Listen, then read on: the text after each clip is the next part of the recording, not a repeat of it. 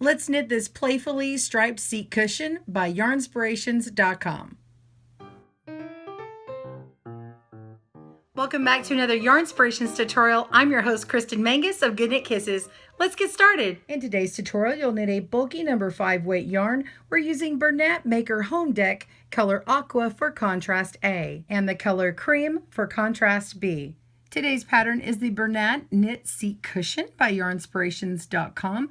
We are working with the Bernat Maker Home Dec collection in colors Aqua and Cream. You're going to need 2 balls of this yarn, and it is a combination of cotton and 28% nylon. So 72% cotton, 28% nylon. It's nice and squishy, and it feels really good for a cushion for your outdoor seats or indoor. We're going to start with the cast on, work our first color. I'll show you one way to add in your color and then another way to where you can twist it up the side. So we'll be changing color. I'll show you how to bind off, seam together, and make your little ties. So we'll do everything together. Let's get into the supplies. Download your pattern today by clicking on the link below in the description.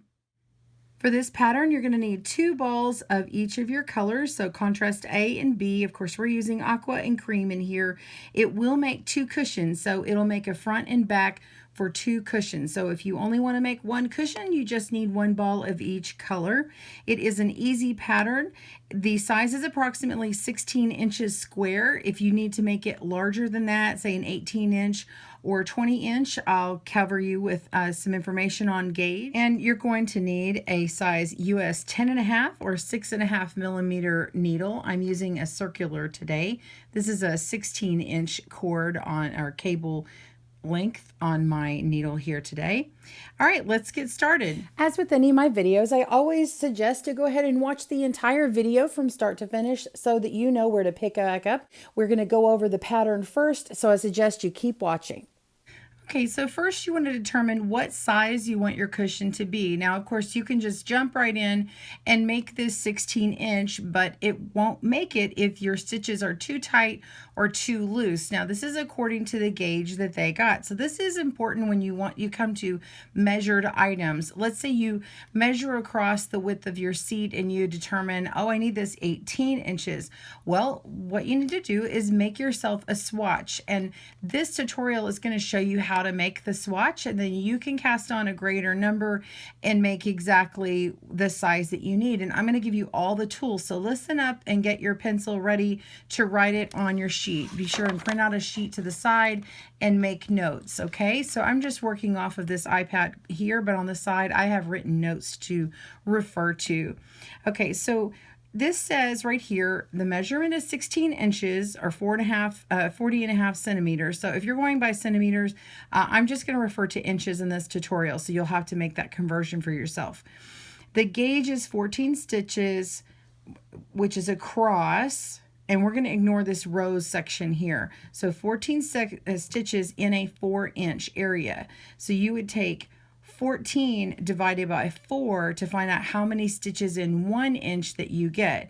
I happen to get, when I take 14 divided by 4, I get 3.5 stitches. So there's 3.5 stitches per inch, and if you take 3.5 times the 16 inches that we want, you get the 55 stitches that they want you to cast on.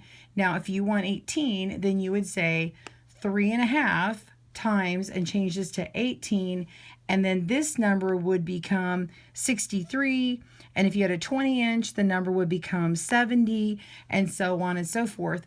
But what if you measure yours and it's a different number?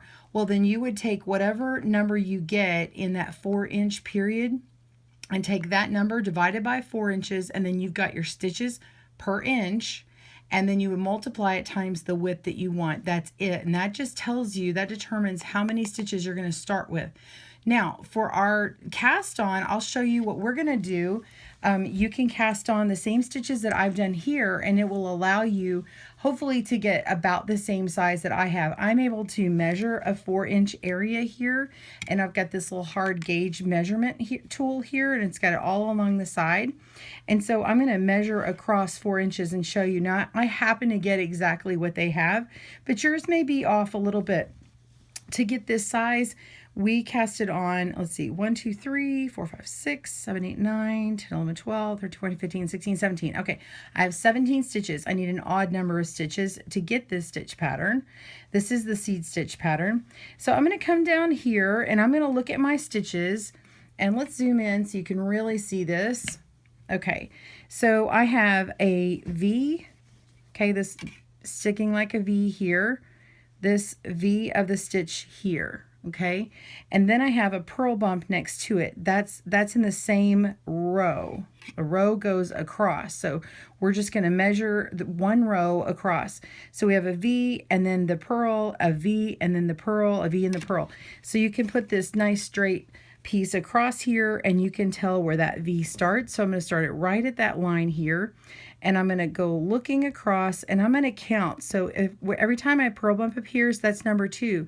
So we can count by twos. Let's say 2, 4, 6, 8, 10, 12, 14. And look at that. We completed that 14th one right at that 4. This line right here is actually where the 4 ends.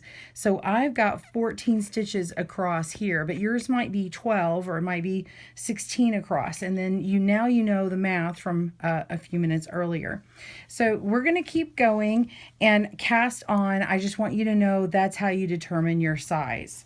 So we've got our needles and our yarn. I want to cast on.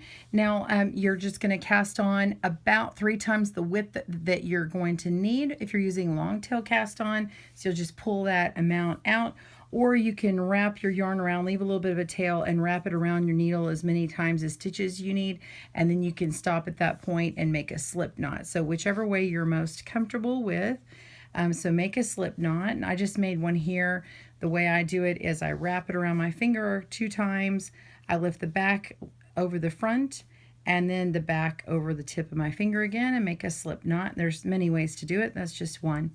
And then I'm going to slip that slip knot on my needle, put the tail towards me, and the working strand or ball to the back. So tail towards, ball back, and then just going to tighten that up on my needle. And you can also do this without a slip knot, and you just hold it loose here. So I'm going to grab my yarn and split this here in the middle. Let's pull that aside. So tail towards you, ball in the back. We're going to hold it in our hand and split it with our fingers and pull it back to make a slingshot. Scoop up through the thumb, down through the finger, and down through the thumb again. Let go and pull that to where it's not slipping off, and so it's loose, but not too loose where it falls off, and not too tight. So we're going to do that again. Scoop up through the thumb, down through the finger, down through the thumb, and then pull it. Scoop up, down, down, pull, up, down, down, pull, and continue casting on until you have your desired number of stitches. You can do 17 if you're trying to measure for the gauge. I'll probably just do about 15. The main key is you need an odd number of stitches, so whatever your math ended up determining to, go ahead and round up to the nearest odd stitch, and that way you know that you're going to have the right number.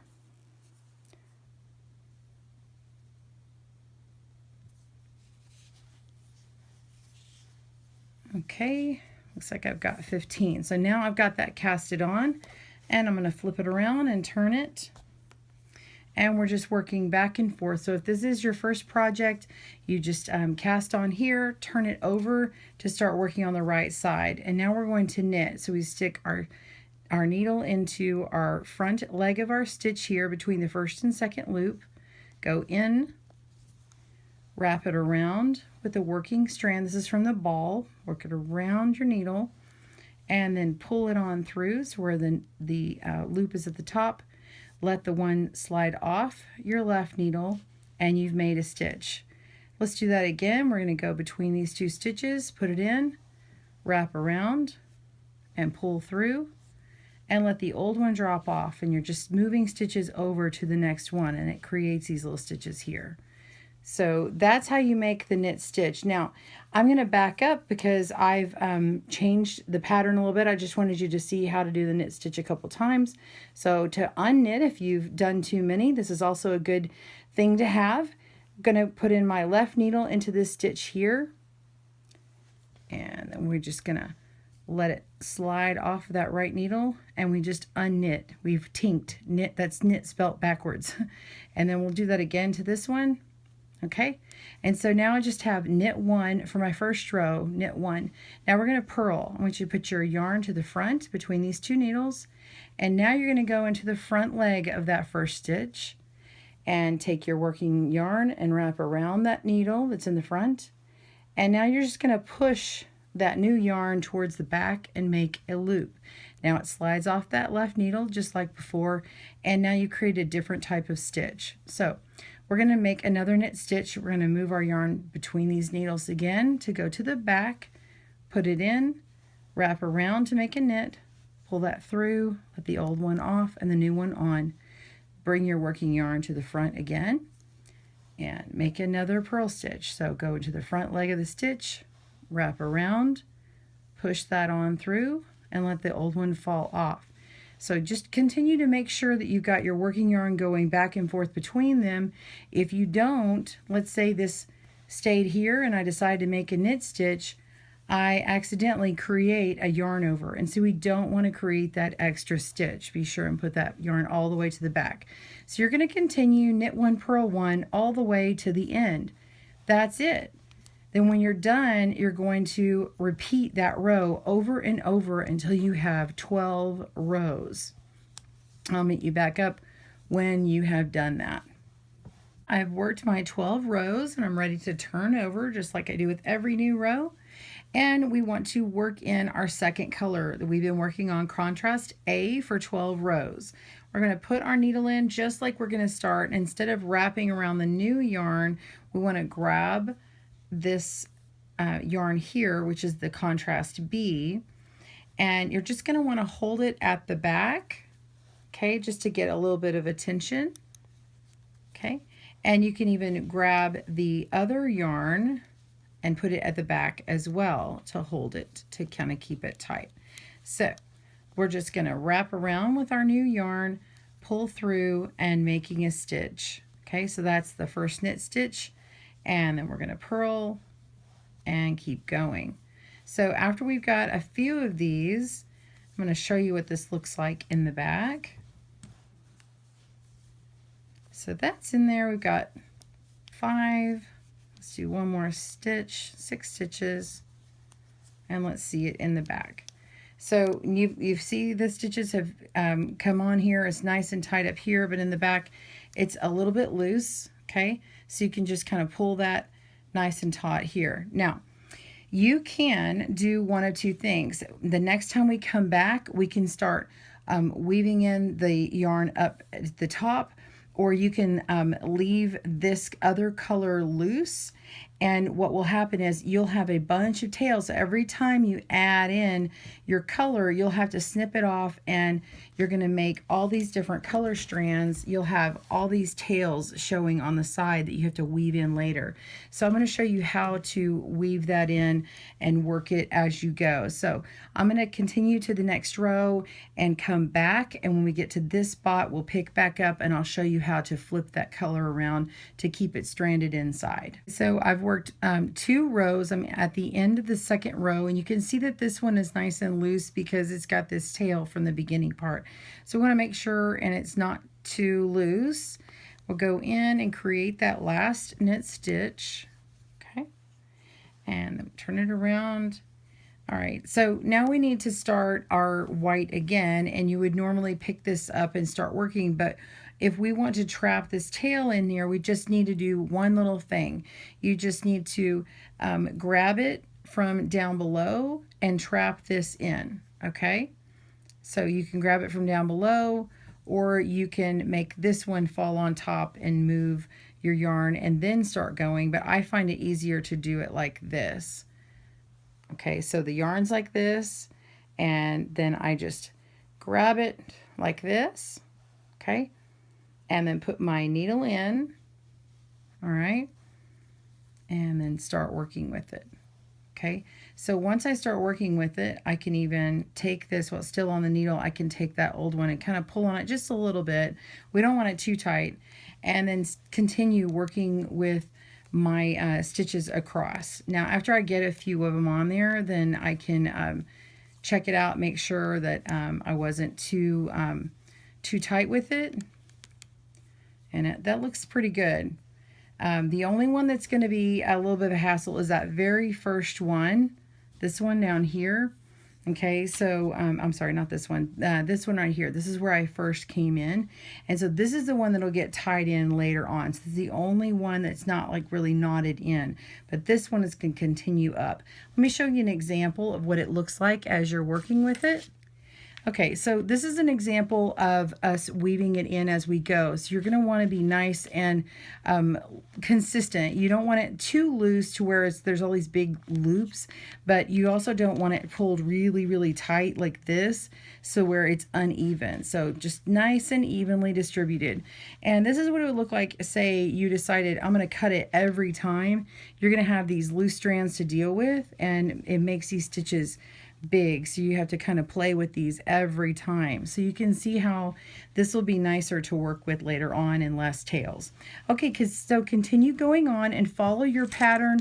You're going to want to go and work the 12 rows in the B color and then switch to A for 12 more, and then you're going to go into a series where it has the 6 rows and you get this accent here. Okay, so if you determine that you want to make a 16-inch deep one, this will work just fine.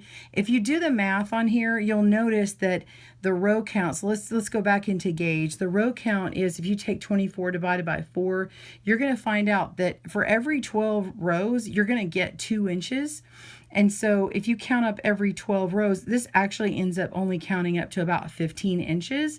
So when you get to this very back one, I would suggest maybe working another 6 rows to get in the main color to get this just a little bit bigger at the back here. Okay, and then when you work the other side cushion, the other back side, then you'll do the same.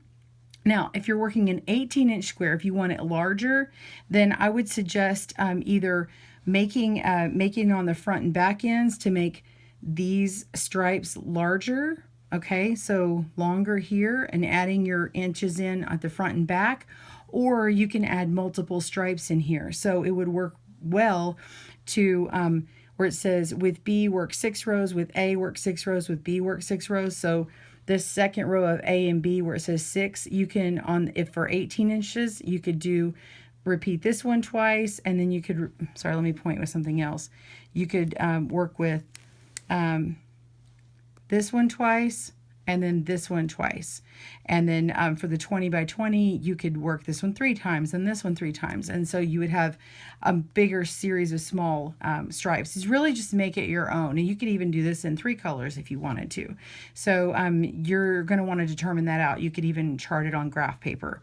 So continue working on that. And then when we meet back up, I'm going to show you the bind off, and we'll make these ties and finish it up together. Okay, so we've been working along, and now you're ready to bind off. You've been carrying this yarn along the edge, and now this one can just be taken off. You don't have to bind off with it in place. So just snip a long tail that you can weave in. So now we're going to knit the first stitch here, and then we're going to we're going to purl the next stitch. Now this is called cast off in pattern. Now you can also call it binding off. That's the same thing. So now that we've done the first 2 stitches, we want to lift the first stitch over the second one, and what that does is it binds off 1 stitch. Now we're going to work the next stitch, and we had already determined that that was going to be a knit stitch, and so we're going to lift the back loop over the front loop. Okay, and so we've knit a second one, or we've bound that off. And now we're going to purl the next stitch. So we're just alternating just like we would on our row, and lift the back loop over the front loop. Loop stitch, same thing. And then you just can keep continuing on until we get to the end. So I'll meet you back in a moment and show you how to finish this off. We're on the last stitch. Just go ahead and knit that one and bind it off. And now all we need to do is give it a little bit of a tug. I'm going to cut a strand here, cut that off. Okay, so you bound off this here and we've made the first cushion, okay? So then we want to make a second cushion right here, okay? And we've got these edges here. We've got all these little tails that need to be woven in. But before you start doing that, we're gonna go ahead and make our ties. So all we do is we're going to make a little tie like this. This is just a small version. So you're gonna cast on just as you did before, but you're going to make 40 stitches, and then we're going to knit 2 rows and then bind off. So instead of doing the purl stuff, you don't have to do that. It's all knit. So you're just going to make 2 of these. So we've already gone over all the techniques you need.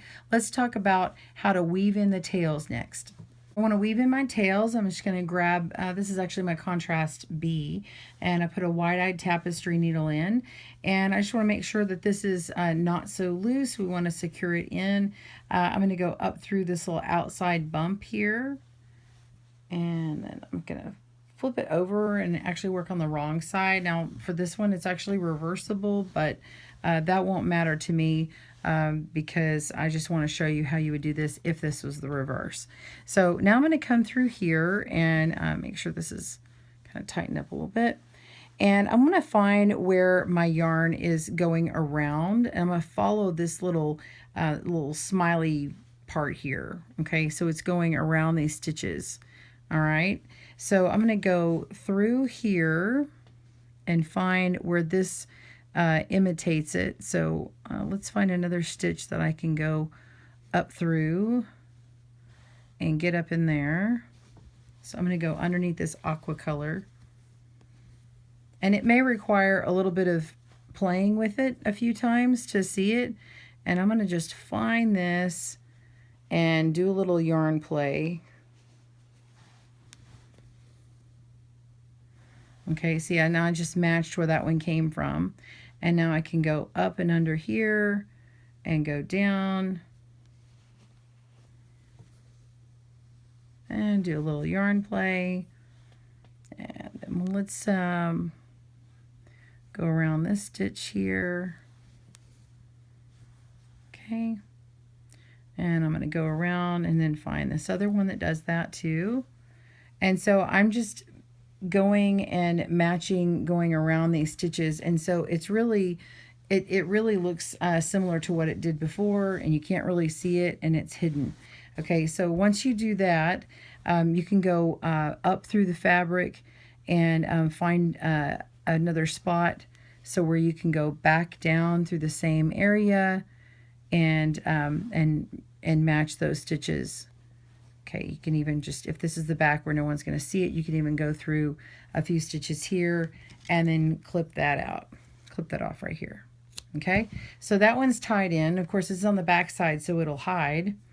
And then we want to go ahead and then get this part secured in here. So secure all of your ends, and then when you're ready, let's put the 2 pieces together and put your ties together in sewing. Okay. Okay, I've got nearly all my tails in. I'm just showing you I've got the right sides together. Now, they're side by side right here. I prefer to make my mattress stitch, which is what's going to sew them together when I have them side by side, just to demonstrate this. So you do put the wrong sides together. So I would put these together like this, and you can sew from the side like with the ends here, okay? But I'm going to do it like this to demonstrate. Now, I've switched out my plastic tapestry needle because I think this metal one works much better. So I'm going to go up through this end here and go through and leave a little bit of a tail, and then go right through that same hole one more time to secure that in. Okay. And now we're going to go up through this end here, and we're going to get those stitches together. Now the mattress stitch is going to create a seam on the inside, and that's okay. Normally you're working with a stocking net up through the side, so you're just going to have to pretend that you're working with a stocking net. And you've got V's that run up like this, and then you have the sides of the stitches running this way. We're going to be grabbing this little ladder part here instead of the side of a V. So now that we're on the right side, we're going to go over to the left side. Let's see if I can zoom in on that. Okay, and we're going to go over here and go in between the stitches until we find the next ladder stitch, which is right here. Okay, and we're going to go all the way, pull that in, leave a little bit of slack, and then go zigzag over to this other side and search for the next little ladder stitch that goes in between this V here, and pull up. Okay, and then now go to the other side, and now that's that purl bump on this side, and that's all right. You're going to go through that and go up over here, and you're going to grab that purl bump and just zigzag back and forth. Okay, so you're just grabbing that bump in between and go across, and then as soon as you get a few of these done, you'll be able to see what I'm seeing here, and you get this sort of lacing up of these stitches, and you have this little magic moment where you take it and pull it together, and then it just seams it all nice up, and I'll just have to get that all nice and tight here. There we go. So now this is it put together, and in the back it's going to create this little bit of a ridge in the back, but on the front it's going to look nice and put together. So you just continue stitching all the way up nice and even, and then we're going to work your way around. So you work up this side, put these two together on the ends to where you're going to go between these stitches here. Okay, you can grab two at a time on this side. So grab the V's as they go this direction and this direction, because you're working from the end. Go all the way down, and then do the same as you did on the other side here, and then do it and do all three sides and leave one end open, because that's where you're going to slip in your cushion. Okay, so I made it to the end of my first part, and so now I'm going to show you what I was talking about. This is the bind off tail here, so I can just trap this on inside, and I'm going to go ahead and go on to this side. Now you see where I have the edge of the bind off or cast off here. I'm going to go that very first part where the V is and go underneath it, and now I'm going to go to the other side and go right across where that would be and pick these stitches up and go under those, and then go across and get the next set, and then go back where I came out the last time and go across, and go back to where I came out last time, to the next part, going across.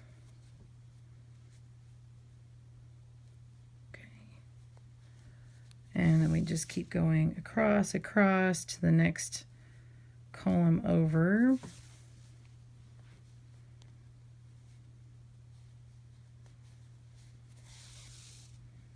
And continue going. You can just pull this and see how it's starting to make this curve, okay? And then so you're just going to continue curving around and go to the other side and continue. I'm going to finish this end up, and then I'll just show you how to put a tie into one side here. Okay, at this point you will have already stuffed, now you've stuffed in your cushion, and then you seam this up here. And I've already seamed up my little sample here. And then I've got my ties that we want to tie in. I'm just going to show you one more time how to put this in here, this end. I've already woven in the other end, but I want to show you how I do this. It kind of reminds me of like the old-fashioned candy that kind of goes back and forth here. And we're just going to work in and out of these purl stitches. So I'm going to go around this stitch here, and I'm going to come up on this side where I'm going to go around another stitch here. Around here, I'm going to go back towards the stitch here. See, it follows that stitch, and then I'm going to go around the stitch here, okay, and then go back up to where I was, and then we're going to go around the stitch here. And so you just continue going around and around, and you will not be able to tell where those stitches were. So if someone comes and examines your work, they're not going to be able to see that. So once you got that in real good, we're going to snip it off. And again, yours is going to be 40 stitches. This is quite a bit smaller. So you're just going to fold this in half and put it on the end here, and then just stitch it in. So take your extra yarn and your needle and stitch into a few of these stitches right in the middle into here. And you can turn, if you haven't sewn up the end here, you could turn this inside out and use this to help you sew through here, or you can go in and out with your needle. So anyway, you're going to just want to fold that in half, place that on each corner, and then these will be long enough to tie around your chair. I hope you've enjoyed making your knit seat cushion with us today. Be sure and tag us on social media so we can see what you made. On behalf of Yarnspirations.com and Good Knit Kisses, I'm your host, Kristen, wishing you happy knitting. Bye-bye.